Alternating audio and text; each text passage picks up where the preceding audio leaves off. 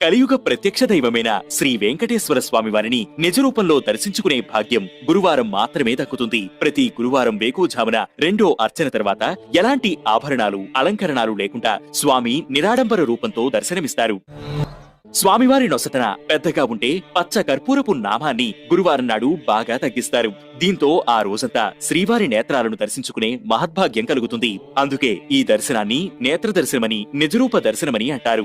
ఎలాంటి ఆభరణాలు లేకుండా కేవలం ధోవతి, పై వల్లెవాటు, మెడలో కంటెలు, నొసటున సన్నని నామం, బొగ్గన పచ్చకర్పూరపు చుక్కతో దేదివ్యమానంగా దర్శనమిస్తారు స్వామి. ఆ రోజు ఆభరణాల బదులు 24/4 కొలతల గల పట్టు ధోవతి ధరింపచేస్తారు. 12/2 కొలతలతో పట్టు ఉత్తరీయాన్ని యజ్ఞోపవీతంగా అలంకరిస్తారు. స్వామివారి శిరస్సుపై కిరీటాన్ని తీసి ఒక పట్టు వస్త్రాన్ని తలపాకగా చుడతారు. స్వామికి బంగారు శంఖచక్రాలు, బంగారు కర్ణభూషణాలు, శాలిగ్రామ హారాలు, కాళ్లకు కడియాలు, పాదాలకు బంగారు తొడుగులు అలంకరిస్తారు. అందుకే గురువారం నాడు వెంకన్నను దర్శించుకోవడం అదృష్టంగా భావిస్తారు.